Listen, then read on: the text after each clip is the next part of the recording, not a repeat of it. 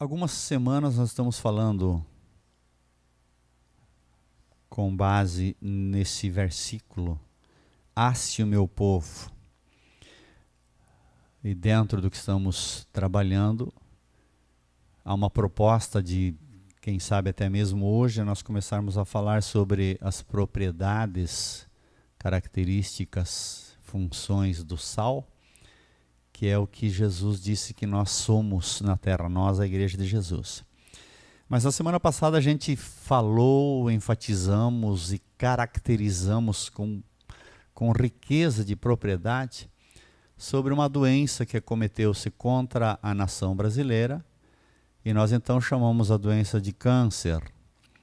Não apenas eu tenho visto pessoas que nem crentes são, inclusive políticos de direita, que estão falando essa mesma frase. Um câncer acometeu-se contra a nação brasileira. Alojou-se especificamente na cabeça, no cérebro. Então, alguns tumores malignos se instalaram ali. E a partir do momento em que nós elegemos uma nova pessoa para, a partir de janeiro, assumir a presidência, então criou-se uma certa euforia, uma alegria que é característica de quem fica feliz com coisas boas, mas que precisa haver um certo cuidado para não se passar para um lado errado, achando que a partir desse momento, a partir do fato desse personagem haver ganho a eleição, já os problemas se resolveram. Isso não é uma verdade. Quando nós trabalhamos a questão do câncer, já na semana passada, entendemos que há toda uma série de ramificações a partir do tumor principal. E nós estamos vendo isso, cada dia que passa, mais coisas explodem, mais feridas, mais circunstâncias difíceis. Então parece que o mercado reagiu positivamente, mas as pessoas afetadas por esse câncer estão reagindo de uma forma bem negativa. Nas faculdades, nas universidades, nós estamos vendo isso. E uma coisa que marcou essa semana, ficou muito comentado, está muito divulgado em redes sociais, é a questão da prova do Enem. O que é o Enem? Como é que é? Exame Nacional do Ensino Médio, que pretende dizer quem pode ou não entrar na universidade, certo? Ou seja, um exame nacional que vai conferir o que foi aprendido no ensino médio e vai dizer se esse indivíduo que vai fazer o exame pode prosseguir, pode fazer uma faculdade, uma universidade. E ficou mal falado por quê? Por uma série de coisas, mas tem uma das questões do exame, ela marcou a semana, ou seja, marcou esses últimos 3 ou 4 dias aqui depois do exame. Quem é que lembra qual foi a pergunta? A pergunta número 31, que são umas palavras esquisitas ali, a palavra são Aquenda Upajubá, que quer dizer o dialeto das drag queens, é isso, né? Ou dos LGBTs, dos gays, dos homossexuais. O que quer dizer esse Aquenda? Então eu vi alguém trazendo uma explicação bem explícita do que significa esse termo, Aquenda. Alguém já sabe o que significa Aquenda? Não? Aquenda é uma espécie de uma bolsinha, um saquinho de tecido, onde a genitália masculina inteira, todo o conjunto da genitália masculina é introduzido naquele saquinho, e ele então é amarrado na cintura e puxado para trás, entre as pernas, para que fique liso, que não apareça, para que quem veja a pessoa usando uma leg, uma calça, não identifique se é um homem ou se é uma mulher, porque aquilo está, todo o conjunto genital masculino está escondido e virado para trás. A pergunta é, qual a intenção dessa pergunta que vai estabelecer quem pode ou não pode ir para a universidade em uma prova do Enem? Ou seja, a pessoa passa 3 anos no ensino fundamental ou no ensino secundário para aprender a esconder o seu órgão genital? Para então, se ele aprender isso, ou aprender a falar algumas palavras que é de acordo com a teoria, eu vou dizer bem franco, uma teoria petista, o que essa palavra diz para nós? O que isso diz para nós? E eu posso responder em base ou em cima daquilo que nós ministramos na terça-feira passada. Um câncer que se alastrou, que se imiscuiu, pior do que imiscuir-se, foi inoculado, foi injetado na mente de quem? Na sua mente, Malbari?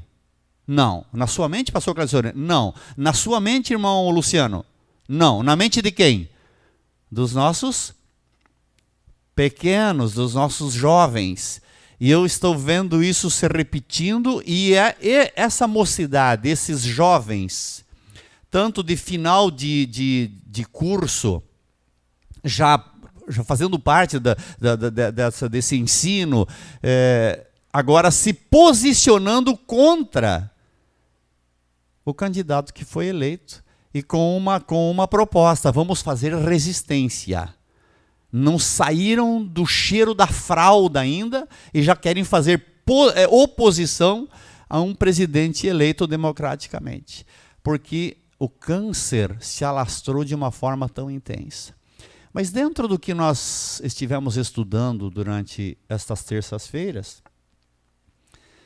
o assunto principal, com base no versículo 13 do Salmo 81, se o meu povo, essa é a questão, se o meu povo não é mais sal, o meu povo não salga mais. E foi aí que eu usei então um argumento. Aonde foi que começou essa questão dessa podridão nacional? Onde que teve a origem desse mal? Que é o que nós estamos trabalhando nesses dias. Uma frase que eu usei na semana passada aqui, que é uma frase que está circulando em rede social: para uma geração sem limites, obedecer a regras tornou-se ditadura. Ou seja, essa geração de qual se extraíram os limites, agora, se for qualquer instrução que for apresentada, automaticamente passa a ser ditadura. Não se quer mais que se diga como, que, quando, porquê. E essa semana eu vi algumas coisas que me chamaram a atenção. Quando veio aqui em casa, né? Uma pessoa que não chega a ser velho, mas que também não é jovem. E uma das pessoas que estava presente conversou com essa pessoa e disse: a senhora, porque tratava-se de uma mulher, a senhora. E a mulher, eu não sei, ela deve ter uns 40 anos talvez, ela ficou escandalizada que alguém lhe chamou de senhora. Ela disse: senhora não, pelo amor de Deus, não sou tão velha assim. Quando qualquer pessoa mais velho do que o outro não quer ser chamado de senhor, de senhora, está dando legalidade para que se introduza a falta de educação, a falta de respeito. Em algum momento aconteceu nas escolas que foram extirpados não apenas os símbolos religiosos, mas também os símbolos pátrios, os símbolos civis, né? Uma das matérias que foi retirada da escola, qual foi, Gisele? Educação? Falei da religião. E a outra? Educação cívica. A grande maioria, vou perguntar, quantos anos você tem, essa menina Maria Eduardo, quantos anos você tem? 13 aninhos. Você sabe cantar o hino nacional de cor? Xaulinha, sabe cantar o hino nacional de cor? Sei. A grande maioria dos nossos alunos não sabem cantar o hino nacional de cor. Quando eu tinha a idade da Xaulinha, quando eu tinha a idade da Maria Eduarda, eu cantava não apenas o hino nacional, eu cantava o hino à bandeira. Eu cantava uma série de hinos da educação cívica, não física, cívica, moral e cívica, completos, inteirinho. Chegava em casa, aquilo ficava na mente da gente. Era um patriota nato, um patriota com prazer de ser patriota. E agora, por esses dias, nós vimos aí em uma sessão plenária, onde estava lá o nosso presidente eleito, estava se cantando o hino nacional e ali uma série de políticos, inclusive o atual presidente do Brasil ainda em exercício, todos eles com a mão jogada, alguns com a mão em cima da mesa, mas o eleito, o recém-eleito que assume em janeiro, com a mão no coração. Ouviram do Ipiranga margens plácidas. Alguém patriota vai assumir a nossa nação. Ah, pastor, mas não é para se alegrar. Sim, é para se alegrar, é para se regozijar, é para glorificar a Deus, mas o câncer ainda está se manifestando por ali. Você deve ter visto em rede social que uma mulher, uma moça, eu sei lá o quê, postou.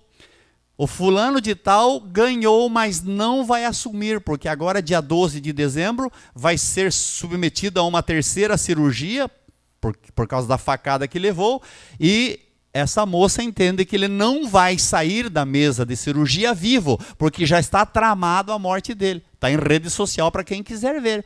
Ou seja, o câncer ainda está com a intenção de matar, de voltar, de fazer coisas ruins na nossa nação. Tudo isso tem origem aonde? Em uma igreja.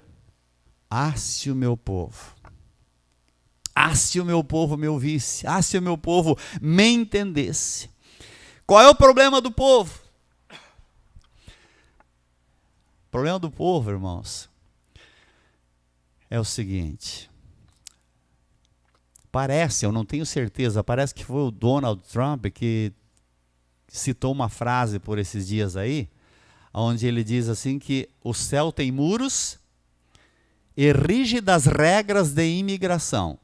O céu, claro que ele está, se foi ele ou a pessoa que citou a frase, está traçando um perfil entre os Estados Unidos da América e o México, que é da onde que vem mais pessoas querendo invadir os Estados Unidos.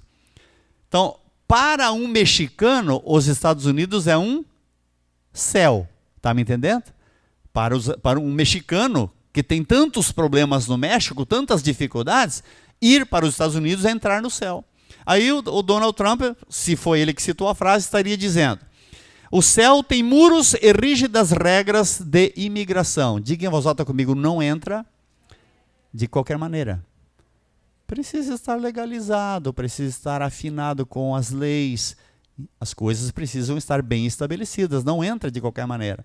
Mas a frase continua: quem tem políticas de portas abertas é o inferno.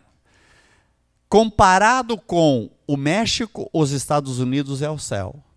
Comparado com o México, Cuba é o inferno, que tem portas abertas para quem quiser para lá. Você está me entendendo? Não tem regra nenhuma, que aí vai embora. Tenta entrar nos Estados Unidos com a tua carteira de identidade. Vai conseguir? Não vai. Para você conseguir o visto do passaporte, é fácil? Não é. Para Cuba, qualquer Zé Mané vai, porque tem portas abertas. Alguém falou alguma coisa? Não, né? Muito bem. Leia um texto, por gentileza. Salmos 95, verso 1. Salmos 95, verso 11. Não 1, verso 11, por favor. Fique com a sua Bíblia aberta e nós vamos ler alguns textos agora.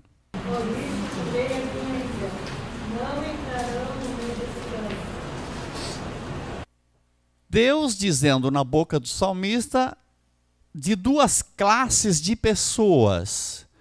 Uma classe entra no descanso do Senhor.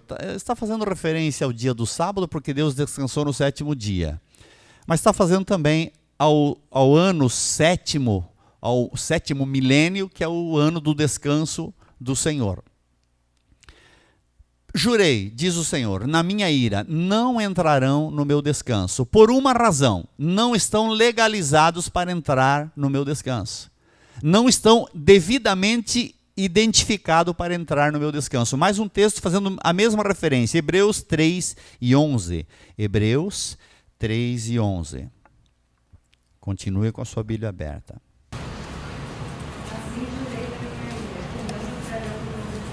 4 e 5. Hebreus 4 e 5.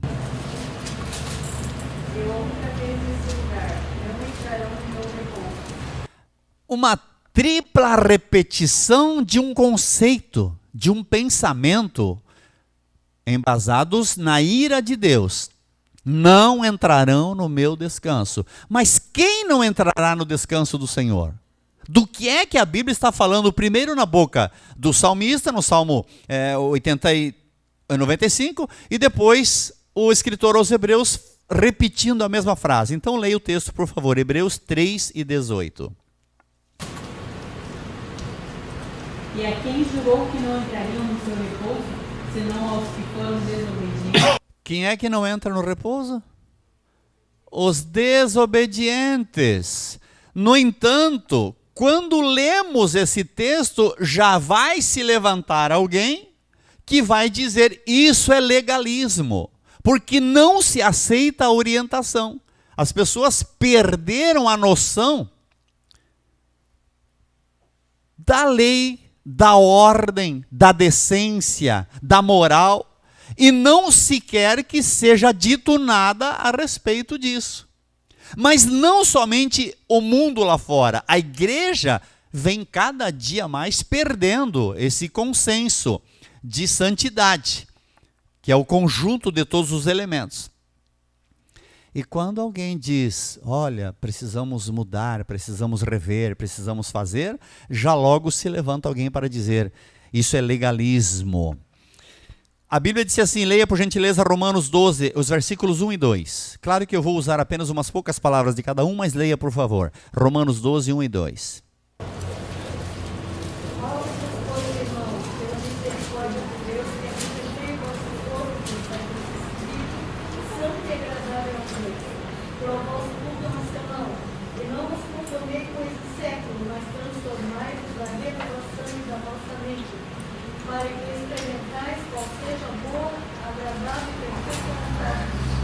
Rogo-vos, pois, irmãos, digam em voz alta comigo a palavra apresenteis o vosso corpo. O que é para apresentar? O seu coração, a sua mão, a sua cabeça ou o conjunto? O que é para se apresentar ao Senhor? O conjunto, o seu corpo, todo ele. Onde é que você anda?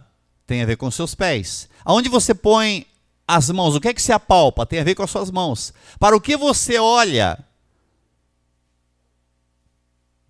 Eu não sei se já está acontecendo, eu só vi a propaganda em algum canal de televisão por ali, sobre uma novela que deve acontecer na Rede Globo, onde um velho, que é o Zé de Abreu, né? É um avô que vai casar-se com uma neta. Alguém viu essa propaganda, esse comercial? Não sei se é uma novela que já está acontecendo. Quem que vai se manifestar, né? Não porei coisas más diante dos meus olhos, disse o salmista. Tem a ver com os meus olhos. Os meus olhos estão aonde? Quem aqui carrega os seus olhos numa sacolinha? Quem aqui carrega os seus olhos no estojinho do óculos? Aonde estão os seus olhos? Digam em voz alta comigo, no corpo. Portanto, pela misericórdia de Deus, apresenteis os vossos corpos em sacrifício. Onde estão os teus ouvidos, pastor Carissone? Você carrega eles no bolso do paletó? Estão no corpo. Estamos entendendo, querido? E todo o conjunto de órgãos e membros são o corpo. Pastor, mas os órgãos têm a ver? Sim, os órgãos têm a ver. O que o seu estômago é no seu corpo? É um membro ou é um órgão? É um órgão. Esse órgão precisa ser santo, sim ou não? O que se põe dentro dele? Ah, pastor, eu ponho dentro, na hora do almoço, eu ponho 30 quilos de feijão com arroz e maionese. Você está prejudicando um órgão do seu corpo. Apresente esse órgão em santidade, em sacrifício vivo. Você está me entendendo, querido? Os seus rins estão onde? No corpo, sim ou não? São membros ou são órgãos? Órgãos. Por que se come excesso de sal? Porque você está com vontade de prejudicar o seu rim, além do coração. Estamos entendendo? Tem gente que não quer que diga nada, sabe por quê? Porque nós aprendemos a viver sem regras. Mas quando estamos em reunião de terça-feira, estamos para aprender o conjunto de todos os elementos, o conjunto da obra. Está me entendendo, querido? Sim ou não? Quem levou um susto, diga amém. Mobari. Pensa que é mole? Nós queremos que a igreja seja light, seja bonitinha, que diga só coisinhas que nos agradem, que nos façam uma massagem. O Xerxes também está conhecendo a gente faz pouco tempo. Às vezes fico olhando para o Xerxes e perguntando o que será que vai naquela cabeça, né? Porque eu não conheço o pastor dele lá na cidade dele. Eu não sei o que era ensinado lá na igreja dele.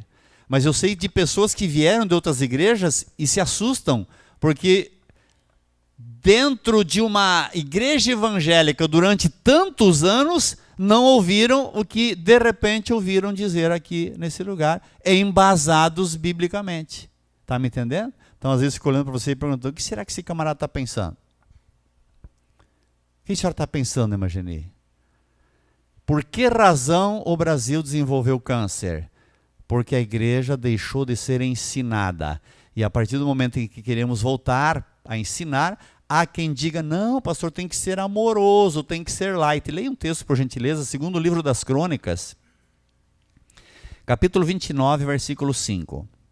Segundo o livro das Crônicas, capítulo 29, o versículo de número 5.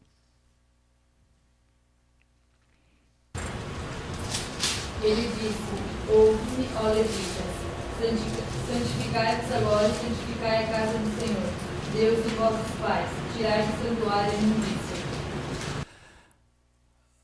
Uma ordem para quem? Para quem? Para quem era essa ordem? Ó levitas. Qual é a função do levita na casa do Senhor? Pastor Cleicione, qual é a função do levita? Fazer a música, a parte dos louvores, tanto a parte tocada quanto a parte cantada. E haviam, claro, uns serviços a mais, que eram feitos também por levitas, como montar e desmontar tenda, mas especificamente a função da música. Atenção, irmãos que cantam e tocam na igreja. A ordem era para os levitas, santificai-vos agora. Diga em voz alta comigo, santificai-vos agora. Não é para amanhã, não é para depois, é agora. Cometemos tantos erros, praticamos tantas coisas duvidosas, pelo menos. Sabe quando pessoas querem assumir esse ministério, que é o ministério do louvor, ainda que biblicamente para o Novo Testamento esse ministério não existe? Isso deve ser uma função aprazível, deve ser algo do coração, mas existem aquelas pessoas que executam com mais propriedade essa função, e isso então seria chamado de ministério, até porque o termo ministério significa serviço. Vou prestar um serviço ao Senhor na casa do Senhor, para o reino de Deus. Então essas pessoas recebem essa orientação, santificai-vos. Quando algumas pessoas querem assumir essa posição, para exibir dotes, para exibir talentos, para exibir estética, a Bíblia está dizendo, santificai-vos, modifica esse teu pensamento. Você não toca uma bateria para exibir a tua capacidade. Você não toca um teclado para fazer uma exibição da grandeza de quão sábio você é e quão eficiente você é no dedilhar dos seus teclados. Você não vai usar o microfone para cantar uma canção para se exibir, ainda que, permita-me ensinar. Biblicamente, cada um de nós é chamado em uma função. Quantos dedos você tem na sua mão? Só na sua mão direita. Pastor Cleicione, quantos dedos você tem só na sua mão direita? Qual deles é parecido com qual? Nenhum. Seu polegar é um baita de um dedão, é ou não é? Um baita do dedão. Qual que se usa para coçar a orelha? O mindinho. E qual que você usa para acusar a Dani? Se assustou. Você usa o mindinho porque cabe mais lá dentro, então para coçar. Por que você não enfia o polegar? Se fosse tudo igual. Algumas pessoas não entenderam isso ainda. Algumas pessoas foram chamadas para orar. Tem uma capacidade especial, um dom de Deus para ministrarem uma palavra de oração. Algumas pessoas têm o dom da oratória, falam com bastante tranquilidade. São aptos de retórica. Algumas pessoas sabem cantar. E aí, de repente, nós vemos uma confusão nessa história. Todo mundo quer fazer tudo. E uma pessoa que quer fazer tudo, geralmente não faz nada. Sabe aquele profissional que você pergunta para ele, qual é a sua especialidade? Ah, eu faço de tudo. Acredita, não faz nada. É tudo pela metade. Não começa tudo e não completa nada. Agora, quando você pergunta qual é a sua especialidade, eu sou mecânico de bomba injetora. Mas sabe mexer no motor? Não, no motor não sei. Ele pode até ter algum conhecimento, mas a especialidade dele é bomba injetora. Na igreja é a mesma coisa, na casa do Senhor é a mesma coisa. Qual é a sua função na obra do Senhor? Você sabe qual é a sua função? Alguns crentes não sabem nem qual é a sua identidade. Quem é o seu pai? Alguns crentes não conhecem isso, mas o texto está nos orientando de uma forma austera. Eu já vou explicar esse assunto. De uma forma forte. Levitas, santificai-vos agora e santificai a casa do Senhor. Por que santificar a casa do Senhor? Porque de repente, digam vós outros comigo, a casa do Senhor virou bodega. Você conseguiu entender do que estou falando? Sabe o que é uma bodega? Quem sabe o que é uma bodega? Hein, pastor Cassone? Quem é que lembra aqui? Irmão Daniel, lá nas campanhas lá do Rio Grande do Sul, o senhor sabia que era uma bodega. Quando o senhor entra numa bodega, a primeira coisa que encontra é um rolo de fumo perto da porta. Fumo de corda, não tem? Você já entende, aqui tem uma bodega. Aí você entra para dentro, você vê um pinico pendurado lá de uma panela. Isso é uma bodega, é ou não é? Isso é uma bodega. De repente, a casa do Senhor precisa ser santificado, estabelecer as coisas nos seus devidos lugares. Você vai dizer, pastor, isso não tem fundamento. Leia esse texto, por gentileza. Evangelho de Jesus Cristo, segundo registrou São Mateus, capítulo 21, versículo 12.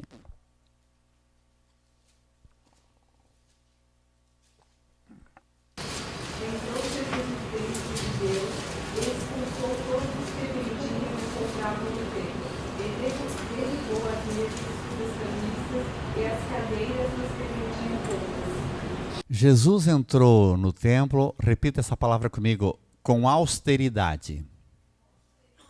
Sabe o que significa ser austero? Shaolin, o que significa ser austero? Gisele, o que significa ser austero? Pastor Cleison, o que significa ser austero? Uma pessoa que vai expulsar demônio pedindo licença para o demônio, ele é austero ou ele é frouxo? Sabe, você vai expulsar um demônio e chega lá, ô seu demôniozinho, você dá licença agora que eu vou te expulsar? Ele é austero ou ele é frouxo? É frouxo. Então, austero significa autoritário. Aquele que dá ordem, aquele que estabelece a regra, aquele que cita a normativa. Esse é o austero. Estamos entendendo isso? Jesus chega no templo frouxo ou austero? Como é que ele chega no templo? E ele, com austeridade, diz, vocês transformaram a minha casa numa bodega. Numa bodega. Dá para entender isso? Você liga para cantores, não tô dizendo do que eu ouvi falar. Eu liguei para um cantor, para um grupo. Vocês podem participar de um evento na nossa igreja? Sim, podemos. Vocês cobram? Sim, cobramos. Quanto?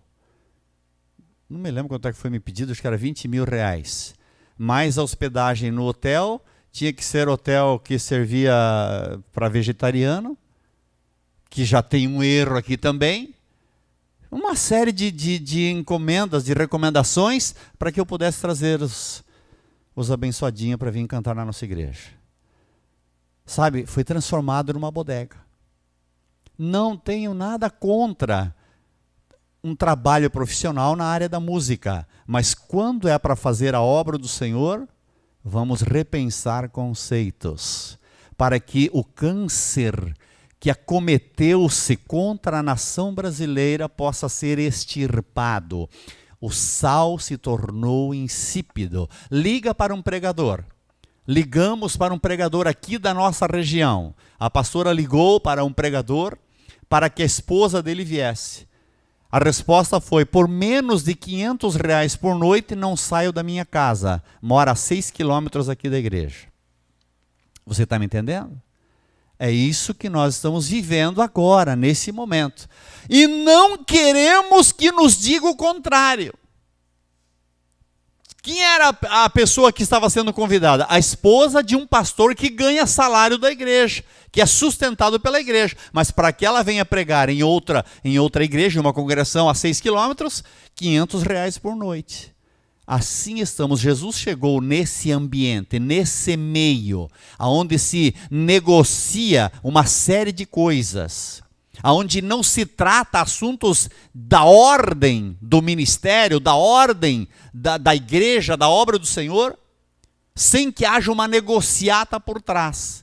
Jesus chega nesse meio, e o texto disse assim: expulsou todos os que ali vendiam, com austeridade, derrubou as mesas dos cambistas e falou: vocês transformaram a minha casa, que foi chamada casa de oração, diga em voz alta comigo, em uma bodega. Estamos entendendo, queridos? Portanto, quando nós estamos vivendo esse momento complicadíssimo, dificilíssimo, quanto é que custa o bujão de gás hoje em dia? Aqui perto de casa, 75. É isso? Acho que é uma média aqui da nossa cidade. R$75 um bujão de gás. A gasolina, R$4,25 aqui na nossa região. Não vai lá no Rio Grande do Sul, que lá está bem mais caro. R$4,25. E eu pergunto, e esse é o valor real do produto? Não. Se você ver os estudos que são feitos, tem um golpe enorme nessa história, porque um câncer está alojado ainda no cérebro do Brasil. Vai mudar? Estamos orando para que Deus guarde esse homem que ganhou a eleição e que ele possa levar a efeito aquilo que ele vem propondo já de bastante tempo. Mas ele vai enfrentar toda a metástase do câncer que está disseminado nessa nação, e inclusive dentro da igreja evangélica.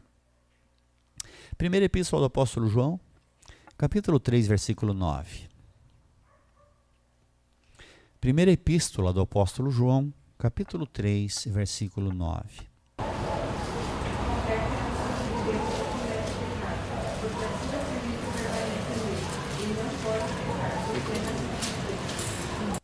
O apóstolo João dizendo que aquela pessoa que é nascido de Deus, ele não permanece, ele não vive na prática do pecado.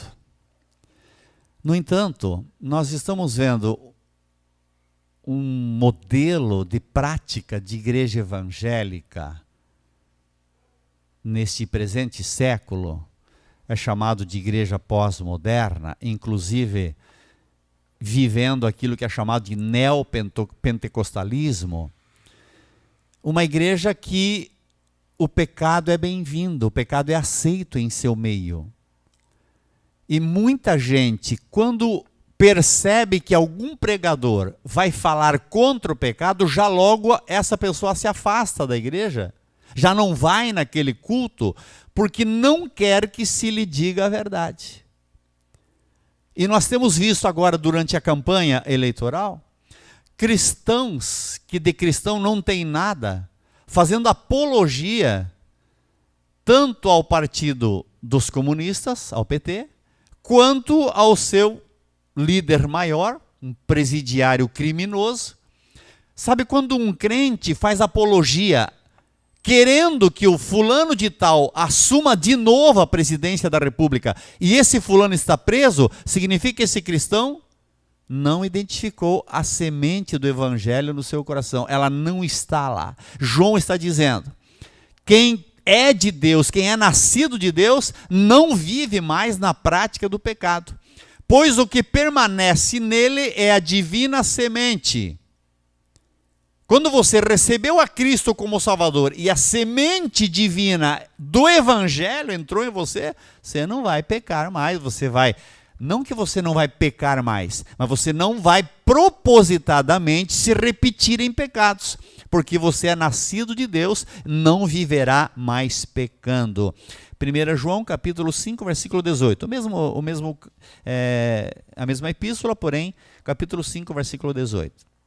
Sabemos que todo que é nascido de Deus não peca, mas que de Deus é gerado, conserva-se a si mesmo, e maligno não lhe toca. Permita-me perguntar, apenas para conferir como vai a sua cabeça, o que significa pecado? O que significa pecar?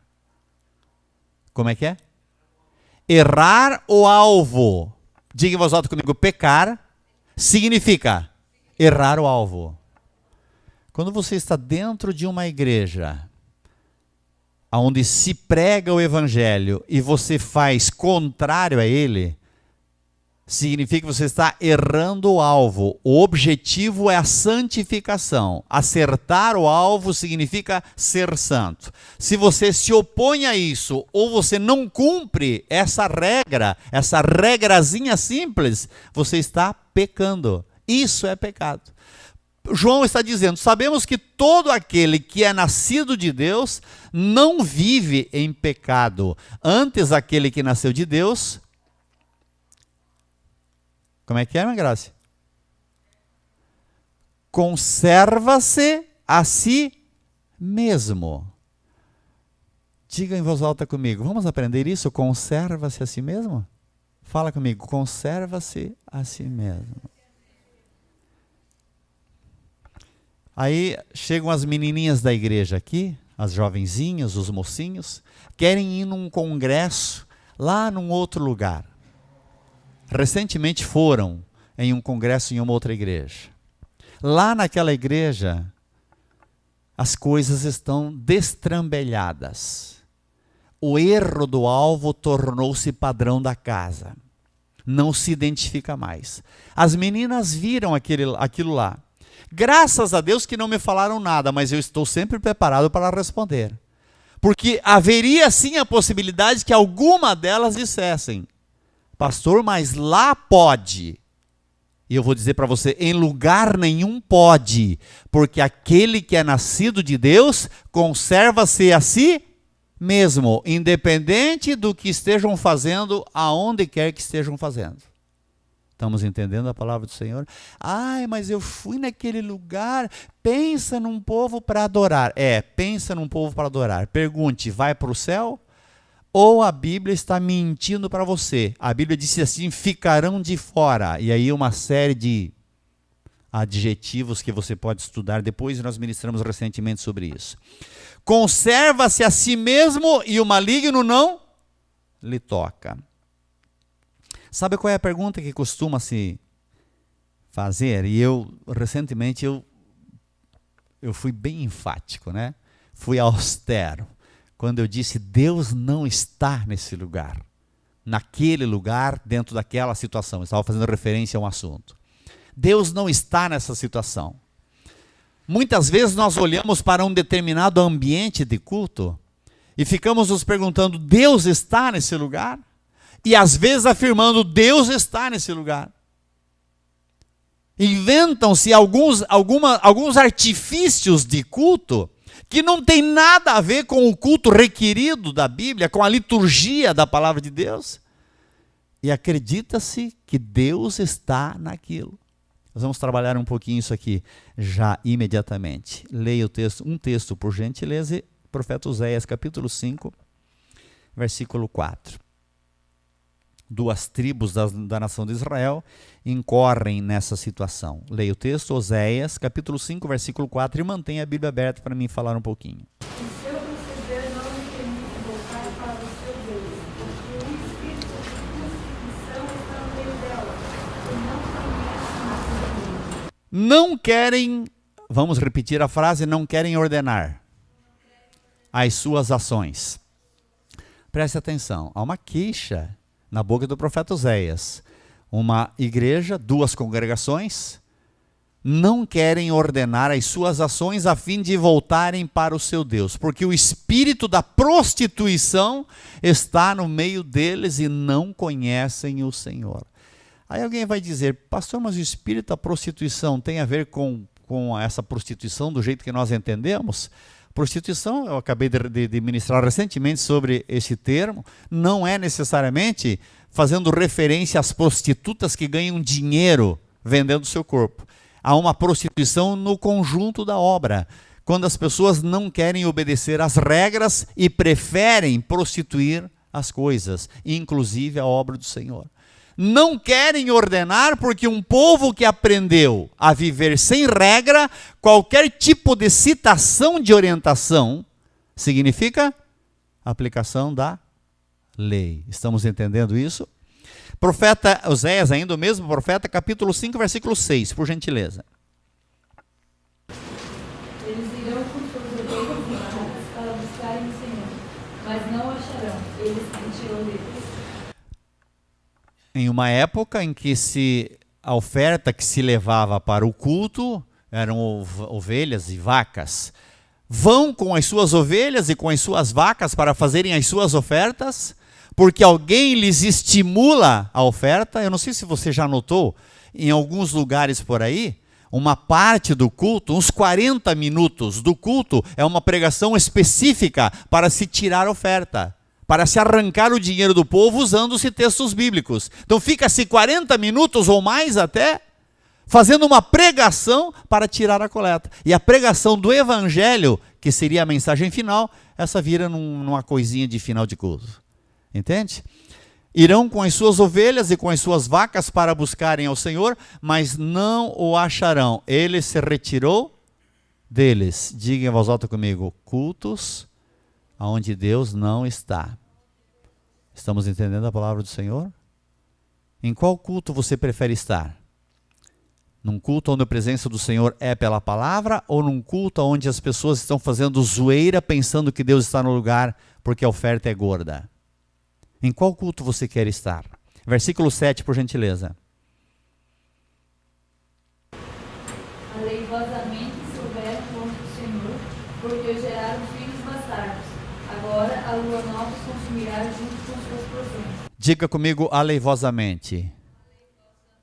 Defina o texto, defina o termo. Defina o termo. Aleivosamente, aleivoso.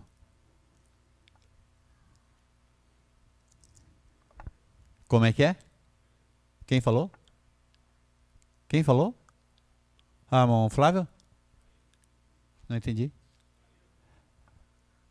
Traíram. Aleivosamente significa fraudulento. Está relacionado. Fraudulentamente, fazem a obra do Senhor de uma forma fraudulenta, falsa, enganosa. Procede conscientemente, diga comigo, procede conscientemente, com aleivosia ou com deslealdade. Sabe, pessoas desleais que estão no ambiente do culto, fazendo uma proposta de culto, mas de uma forma desleal, de uma forma indigna da presença do Senhor. Fala comigo: pérfido. Pérfido, que nega a fé jurada. Alguém que nega a própria fé. Quando você recebeu a Cristo como Salvador, você prometeu servi-lo. E quando você desceu às águas, você prometeu fazer isso todos os dias da sua vida. Foi assim ou não foi? Você participa da Santa Ceia renovando esse voto. No entanto, muita gente é pérfida, nega a sua fé com os seus atos, com a sua maneira aleivosa de fazer a obra do Senhor, em nome da sua vaca e da sua ovelha. Ah, eu sou dizimista, se eu não der o dízimo, se você não der o dízimo, o prejuízo é de quem? Se eu não for um bom dizimista, o prejuízo é de quem? Entende? Mas algumas pessoas aleivosas, fraudulentas, fazem essa declaração. Se eu não der o dízimo, vai acontecer tal desgraça. A obra é do Senhor. O pastor costuma dizer, eu preciso que você seja contribuinte, porque eu, como pastor, preciso que você seja fiel na sua contribuição. Mas o prejuízo da sua negação é somente seu. A obra é sempre do Senhor. E o versículo 10, 13, 14 e 15, por gentileza. Os príncipes de Judá, falem em voz alta comigo, os líderes, os pastores, os obreiros, são como pessoas que tiram os marcos.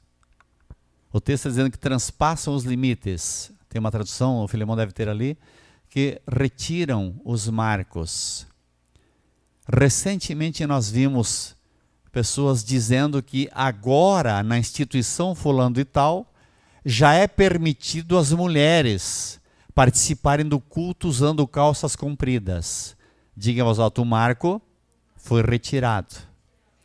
Alguns líderes já estão dizendo que agora as mulheres podem fazer o culto usando brincos, usando pinturas, inclusive extravagante. Até porque toda pintura extravagante começa naquela mais singela. Agora as mulheres já podem usar um decotão, tanto na parte frontal quanto na parte das costas. Porque os marcos vão sendo paulatinamente extirpados. Os líderes de Judá são como os que mudam os marcos dos limites. Derramarei sobre eles a minha ira como uma inundação. O que está escrito em Malaquias 3 e 6? Eu, o Senhor, não mudo. Não me venha com essa conversinha mole de que profeta Oséias é Antigo Testamento. Não me venha com esse papinho. Eu, o Senhor, não mudo. Versículo 13, Filemão. Quando Efraim viu a sua enfermidade e Judá os seus tumores, diga em voz alta, quando o Brasil viu o seu câncer, percebeu a relação? Efraim se voltou para a Síria e mandou buscar ajuda do grande rei, mas ele não tem condição de curar vocês, nem pode sarar os seus tumores. Não vai ser nem o Bolsonaro, nem o Donald Trump que vai curar essa nação. Você consegue entender isso? Versículo 14.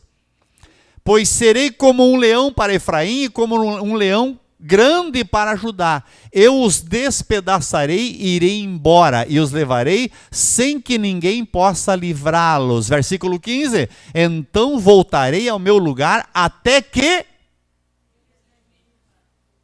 eles buscarão a minha face. Na sua necessidade, eles me buscarão. Olhe para a Venezuela nesse momento. Onde é que os crentes estão se reunindo agora? Para orar? Nas praças e nas ruas. Por que não foram à casa do Senhor quando tinham liberdade da casa do Senhor? Por que não foram buscar ao Senhor enquanto se podia achar? Agora estão correndo para as ruas. Não se confunda com isso. O Brasil ainda está nesse risco. O Brasil ainda está nesse caminho. O câncer está lá ainda. Ainda não foi extirpado. Que Deus tenha misericórdia da nação brasileira. O presidente eleito vai ser operado. Que Deus cure o corpo físico dele. Que Deus dê saúde para ele. Que Deus dê inteligência para ele.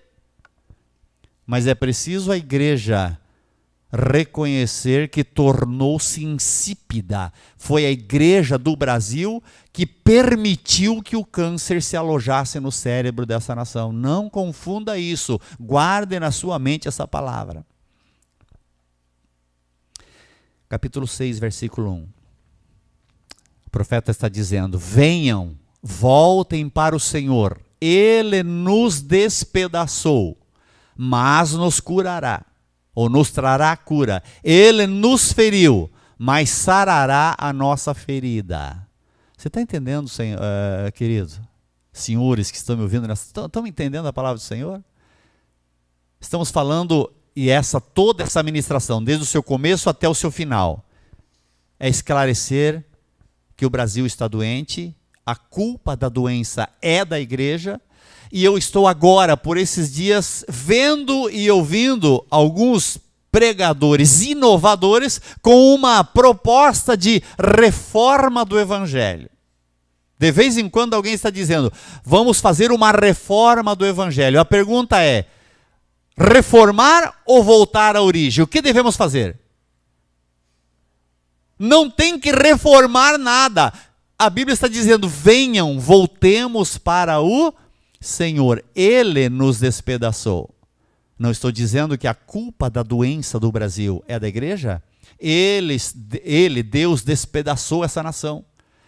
E eu me lembro que algum tempo atrás, talvez uns 3 anos atrás, um profeta em um congresso da Assembleia de Deus do Pernambuco profetizou, falou que Deus estava dizendo que Deus faria o que aconteceu com o Brasil. Faria vir à tona toda essa imundícia, toda essa desgraça, toda essa podridão causada por esse câncer diabólico. Deus fez essa ferida.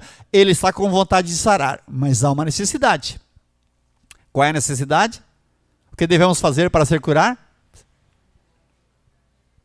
Venham, voltemos para o Senhor. Ele nos feriu, mas sarará a nossa ferida mediante uma condição, voltar para o Senhor. O que significa voltar para o Senhor? Fala, Mangrace.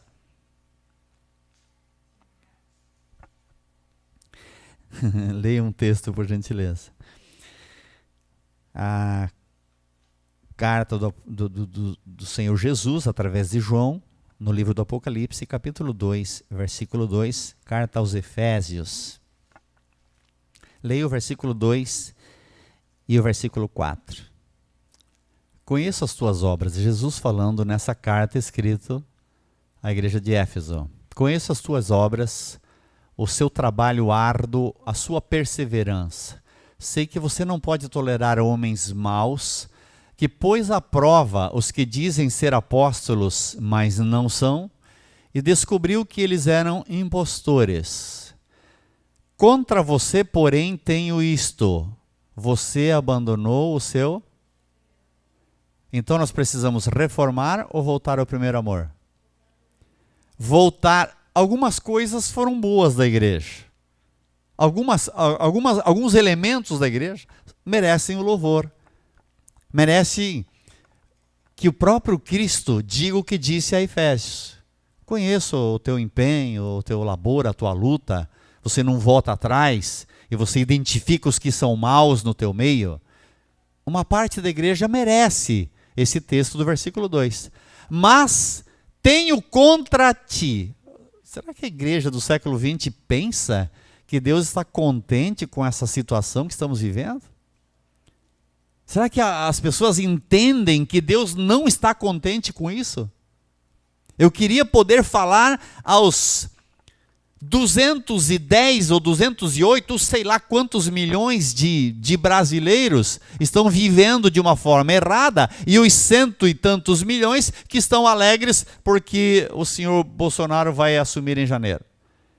Quisera poder falar a igreja de um modo geral aqui na nação brasileira, a igreja total, a igreja universal, e dizer, você acha que Deus está contente com o teu modo de agir? Você arrancou os marcos, você perdeu a identidade, já não se identifica mais a igreja de Jesus, já não se sabe mais quem é quem? Você acha que Deus está contente com isso? Contra você eu tenho isto, você abandonou o seu primeiro amor. Você que está aqui me ouvindo nessa noite, quando você aceitou a Jesus, qual era o teu desejo? Quando você aceitou a Jesus, qual era a tua intenção? Não era ser o mais santo possível? Isso se chama primeiro amor. Você não jogou fora tudo aquilo que você entendia por pecado? Isso se chama primeiro amor. Você não queria evangelizar todo mundo. Quando você não era crente, você detestava os crentes. Agora que você aceitou a Jesus, você quer evangelizar até o Papa. É assim ou não é? Isso se chama primeiro amor. Por que agora você juntou tudo aquilo que você já tinha jogado fora? Tudo aquilo que você já tinha abandonado em algum tempo, você trouxe de volta para a sua vida. E quer trazer isso para dentro da sua igreja. Por qual razão? Tenho contra ti isto. Você abandonou o primeiro amor. Versículo 5, por gentileza. O perigo aqui desse versículo é porque esse castiçal, esse virei a você, é uma referência ao pastor da igreja. Era uma carta designada ao pastor da igreja de Éfeso. Lembra-se ou lembre-se de onde caiu. Aonde foi que você largou o primeiro amor? Às vezes nós falamos em lembrar e contamos isso como sendo uma lenda. Ah, naquele tempo era desse jeito. Isso significa lembrar. Isso quer dizer que estamos nos lembrando de um tempo antigo. Ai, naquele tempo, naquela igrejinha de madeira. Tem até canções com base nessa teoria. A igrejinha de madeira com assoalho encerado, que as marcas das lágrimas ficavam na cadeira e no chão. Quantos já ouviram essas canções e essas histórias? Lembre-se aonde foi que você caiu. Onde foi que você jogou fora tudo isso? Lembre-se dos tempos em que mulheres santas e homens santos profetizavam com austeridade. Não com brincadeiras. Nunca, em um tempo um pouco mais remoto, se ouvia uma mensagem profética de vou te dar carro, vou te dar casa, e esse tipo de mensagem. A mensagem sempre tinha uma razão objetiva: fazer retornar a fidelidade do Evangelho, as funções do Evangelho. Lembre-se de onde caiu. Eu pergunto para você, adianta lembrar, pastor Daniel, adianta se lembrar de onde caiu? É preciso arrepender-se, dizer, meu Deus, eu era profeta na casa do Senhor. Olha aqui para mim, aprenda isso que eu vou ensinar agora.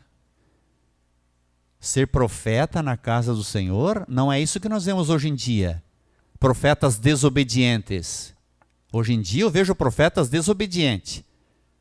Chega um profeta, ele quer profetizar para Deus e todo mundo. Chama ele aqui na frente para fazer uma oração por alguém e ver se ele vem. Ah, já se esconde em algum buraco, já precisa ir no banheiro, porque profetas desobedientes.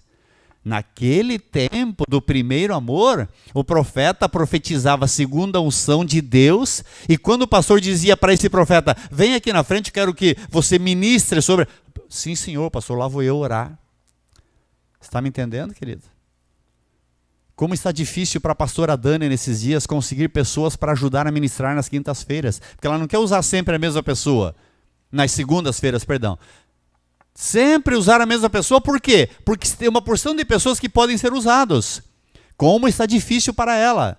Como está difícil para o pastor Calissone na quinta-feira? Quem que eu vou chamar? Ele pergunta para mim, quem eu posso chamar? Se eu chamar o fulano, vai fazer cara feia. Se eu chamar a Beltrana, vai fazer assim com o dedo. Porque os profetas da atualidade estão com problemas. Lembra-te de onde caíste, arrepende-te. Diga em voz alta comigo, lembra e arrepende. Está resolvido o problema? Não. Não está resolvido.